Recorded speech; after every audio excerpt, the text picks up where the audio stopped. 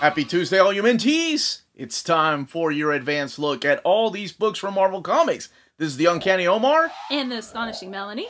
And this is Near Mint Condition, the home of collected editions. So come on in and join us.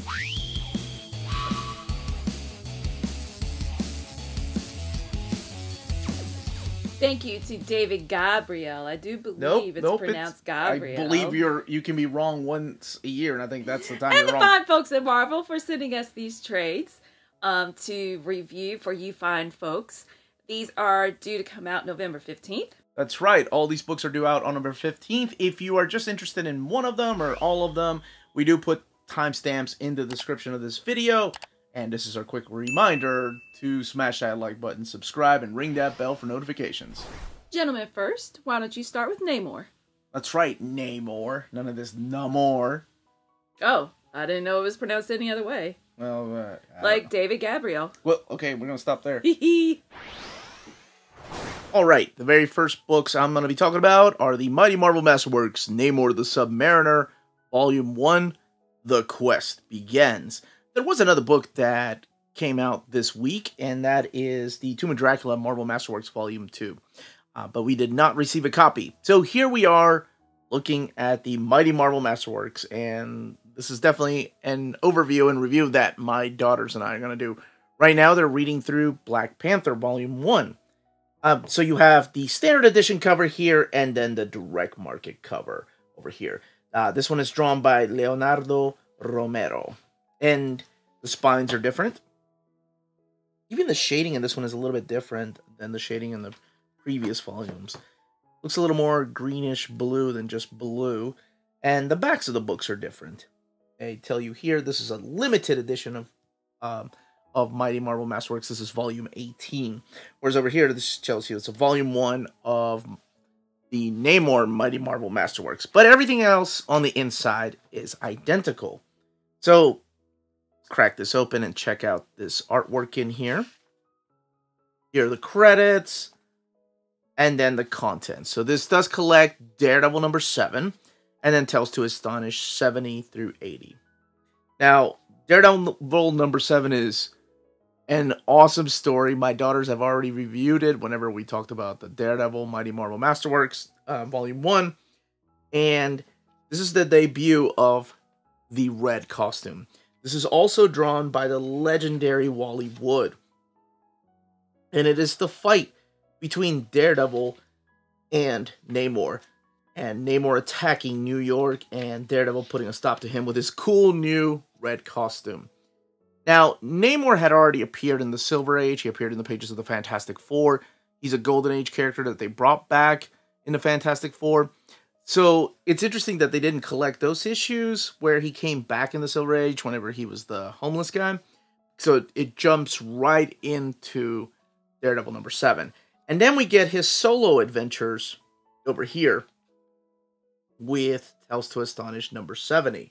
And this is written by Stan Lee and drawn by Adam Austin.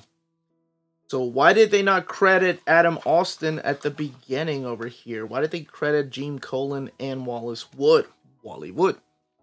That's because that's Gene Colan.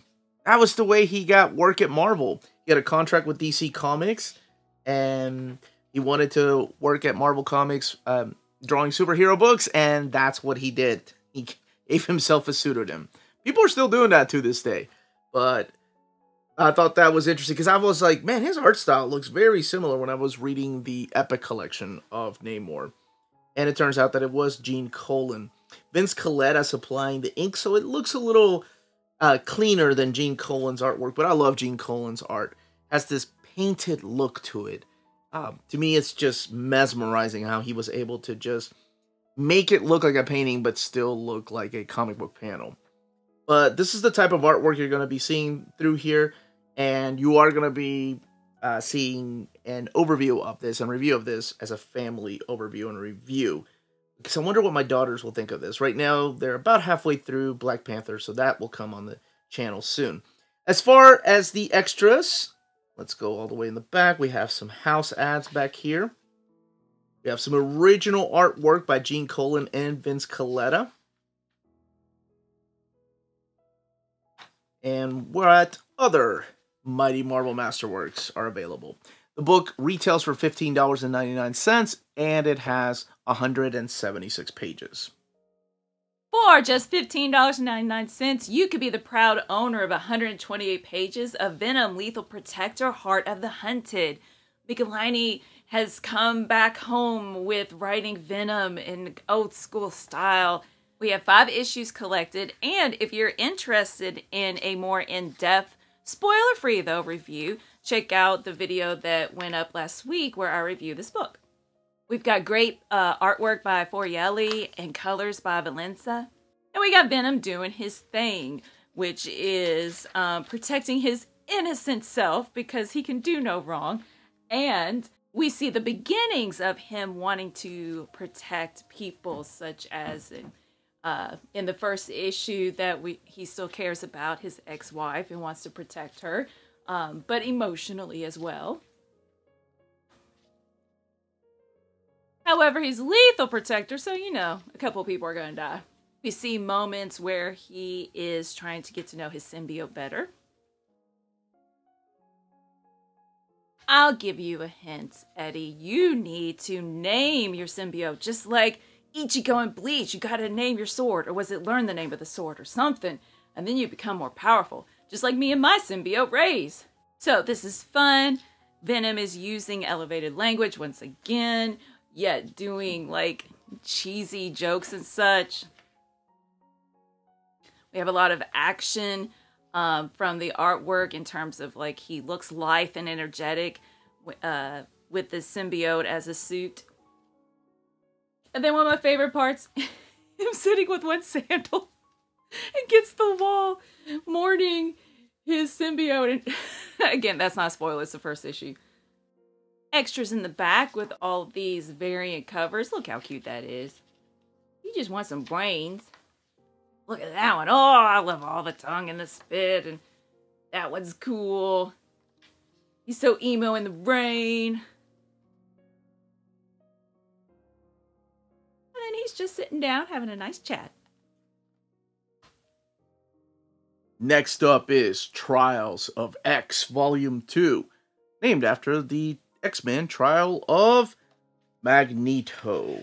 That's right, that is what it's collected in here.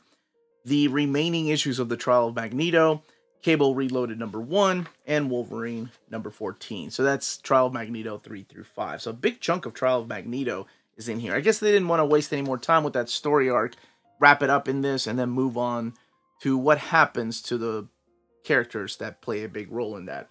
The Cable Reloaded is a lot of fun.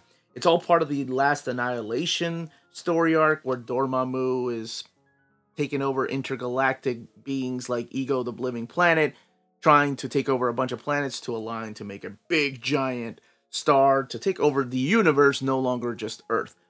So it's up to the characters of the Guardians of the Galaxy teaming up with some of the X-Men to stop them. And I love Rocket Raccoon's idea. We need a big gun. And who do they get? Cable. The guy with the biggest guns. That's who. Love it. Since this is all part of the Last Annihilation story arc, it doesn't really wrap up. It kind of leads into that particular story. Then we move on to the Trial of Magneto. Now, this is just a little bit of a spoiler, but why is he on trial? Well, towards the end of the X-Men Hellfire Gala, there was a death, and Magneto was blamed for that death. You can find out for yourself, but I have to skip through here a little bit and show off the artwork. Written by Leah Williams, this particular story, which feels more like an X-Factor comic because they play a huge role in this. You're seeing a lot of Scarlet Witch here. So yes, while he's on trial, the trial gets interrupted by big giant monsters that attack the Krakoa Island. Keep in mind, this is also right after this huge party, so the Avengers are still hanging out, and the Avengers and X-Men are fighting because they're trying to decide who's responsible. And everything is solved by the end of issue number 4. Well, I'm sorry. The beginning of issue number 5 really tells you exactly what happened and why it needed to happen. And that's pretty much the Trial of Magneto. You can find out if he's guilty or not, and whether the person that got killed comes back, and who did the killing. Was it actually Magneto? Now, during the X-Men Hellfire Gala, there was also a story that had to do with the Marauder. Someone had broken into the Marauder, the boat, and stolen some things. So now it's up to Wolverine to track him down, and that's what Wolverine number 14 is. And Benjamin Percy, and then artwork here by the phenomenal Adam Kubert.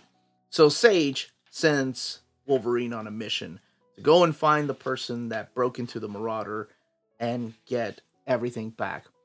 And again, beautiful artwork here. There is going to be an oversized hardcover of a volume 2 that will have this story in that particular hardcover. Now, as far as extras, here's some of the extras, like this variant right here by Peach Momoko. Trial of Magneto variant right there. That is an Oscar Vega picture. Wow, that is gorgeous. And that is definitely the Dodson's Paco Medina. And the book retails for $17.99, and it has 152 pages. Last but certainly not least, man, that feels like deja vu. I think I may have done, I think I did this video, or this book on a video a couple of years ago. But this is the latest printing of the Thor Epic Collection, The Thor War. This is volume 19 of the Thor Epic Collection. And again, they tell you the years, 1991 to 1992. I love this era of Thor, and I may sound, I don't ever really go and watch my videos, so this might sound like the exact same thing I've said before. I'm a big fan of this era of Thor. I realize there's some goofy dialogue, some extreme artwork. I don't care. This was my middle school years, going into my high school years, and I was loving just every comic I was reading. I was enjoying, and there's almost a purity to that before the world jades you. Before you're like, oh, this story sucks for this reason. Oh, this artist is so controversial. This writer, even though that stuff really doesn't bother me. But there's a certain innocence to that. Because we didn't have the internet back then. We had Wizard Magazine, Comic Buyer's Guide. There were a couple of other magazines that, you know, went behind the scenes. Marvel Age and stuff like that. But to me, it was just the stories and the characters. That's all I cared about. And I was enjoying every single one of the comics I was getting at the time, whether it was Marvel or DC, branching a little bit into some independent stuff because my friends were into it, like reading Usagi Yojimbo or some Teenage Mutant Ninja Turtle stuff. And I just wish I could go back to those days. Wish I could go back to those simpler times of just enjoying the characters for who they are, not being bogged down by event after event and getting worn out after event. And I say that as I'm flipping through this actual event that takes place in here in the Thor Annual number 16. This is the Korvac story right here. Yeah, the Korvac quest. I don't know. I just like that era of my life. I liked going to the comic book store. I didn't have anything to worry about besides school, you know, and playing soccer. But this, So, the Guardians of the Galaxy show up in this Thor Annual number 16, all part of the Korvac saga. And this is all you're going to get, by the way. You're only going to get the Thor issues in here. As a matter of fact, that's kind of a little bit of the bad part to this Epic Collection, is that there are 3 different stories through here, like Citizen Kang and the Korvac quest and Avengers Galactic Storm, Operation Galactic Storm, that you don't get the full story. But I think for the most part, they do a good job recapping what happened. Now, the Korvac quest does introduce this character from the future, this Thor from the future, who will play a bigger role in the upcoming issues. So you have artwork in here from Ron Frenz, who was also co-plotting the story at the time with Tom DeFalco. And I've said it on my channel before, and I still stand by it, that Tom DeFalco is one of the most underrated writers that Marvel had. This is such a busy cover, but it just reminds me so much of my middle school years, my 8th grade years. This is Ron Frenz and Tom DeFalco. Did I mention the butt pounding in the original video of this? Maybe I did, for some of you that watch all my videos. And remember, because I was thinking I may have already made that joke about the butt pounding. All right, what am I talking about? I am talking about Thor issues 437 to 450. This is Patrick O'Leaf doing the backup issues of Tales of Asgard, and Thor Annuals 16 through 17. So there is a Thor war. We have Beta Ray Bill. We have the character of this young Thor from the future. And then we have Thunderstrike Thor, or Eric Masterson Thor. I just can't help but call him Thunderstrike Thor, because they are at war with each other. Because no one just wants to sit down over a cup of coffee and talk things out. So there's a big misunderstanding, and that's why there's this huge war. In the Tales of Asgard backup stories, again, the artwork is done by Patrick O'Leaf, and the backup stories are done at the end of each issue. These stories right here about Baldur the Brave, and a few other friends, some that I can't name without spoiling things, but they are on a journey to find Thor, to find Donald Blake, because Thor's been missing. Odin is asleep, and we have a brand new Thor, Eric Masterson, and they want to know what happened to their friend. He's been banished. Where has he gone? And that mystery does... Actually, you start getting some answers throughout this epic collection. But for now, we have this particular story. This book has 472 pages and retails for, I believe this copy is $44.99. The first copy, or the original printing, was $39.99. So, again, the real Thor, the Thor that you've seen in the movies, the Thor that's been there from the beginning, has been banished, and Eric Masterson now wields Mjolnir. And the backup stories are all about how his friends are trying to find him. You have a story in here where he not only fights the Absorbing Man or the Tomorrow Man, which you saw in this story arcs right here, he also fights the Grinch. Yes, that's right. He fights the Grinch and his ex-wife's husband. So there's a lot of stories in here for Eric Masterson that he has to deal with. And this is also the introduction of a character that has a secret identity. And this character is named Blood Axe. Blood Axe will play an important part in the Thunderstrike series. So, of course, nothing ever stays the same. It's comic books. So you have the character of Eric Masterson. Because we know eventually the original Thor will come back. So what's going to happen to him? Well, he'll get his own ongoing series.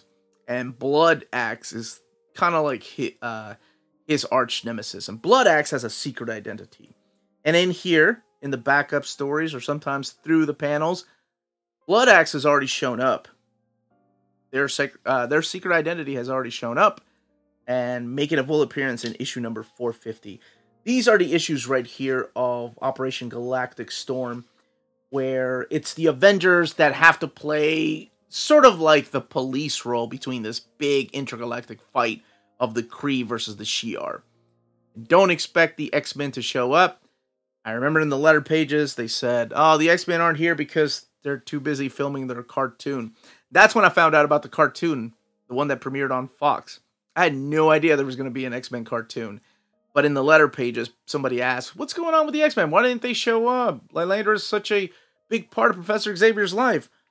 And the editors wrote that, oh, yeah, they were busy filming their animated show. You all had no idea. Again, going back to a simpler time where we had no internet. Some people may not call that a simpler time. Some people might call that a ancient time, if you will. But that's how I found out about the animated show. I remember calling my buddy Matt up. Dude, there's going to be an X-Men animated show. And he was like, shut up, man.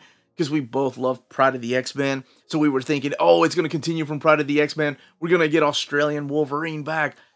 Well, in a way, we kind of did later on. Decades later with the... Not decades later. About 18 years later with Hugh Jackman. He's Australian. Just didn't have an Australian accent. It's a nice Tom Rainey pinup right there. But yeah. What the hell am I talking about? X-Men animated series as I'm doing a Thor overview? Sorry about that. Alright. So, for the most part, this book is called the Thor War because of the 4-issue series. That Thor Corps is formed there, so the Thor Corps will eventually make their own comic book miniseries. And then it leads into one big fight after another. And that team up of the 3 hammer slingers, though, that's got to be the best part of this particular book. And nostalgia goes a long way, though. So the book ends with issue number 450, this big anniversary issue. And there are some answers here that people have been looking for, like where the original Thor is. Let's look at the back for some extras. All right, this is the Thor 450 anniversary cover gallery. Simonson right there. There's all kinds of artists here. Even threw in the first appearance of the New Warriors. Holiday special pinup right there. Year in review article. And this is the swimsuit by P. Craig Russell. Ads. This is swimsuit ads right there. And then the Afterworth by Ralph Macchio. The book, again, $44.99. And it has 472 pages. Now, really quick, I wanted to do a quick comparison to the first printing. And both of these were printed at the Solisco printer in Canada. Over here, the colors are just a little more vibrant. They're a little more dull on the new printing here. Let's open the book up, actually, to check out the different colors. I said they're a little more dull, and then the internal artwork. That is definitely the blue that we're used to. Whereas here, it looks like the colors faded out in the original printing. But it's not all the way through, of course. Here's what the color looks like in the annual. Sorry, let me move my hand. Really no difference at all. If anything, it looks maybe just a little bit darker in the new printing. Nah, there's no difference here. Let me just flip a couple more pages. The busy cover I was talking about, just showing it's a little bit darker in the new printing than the original printing.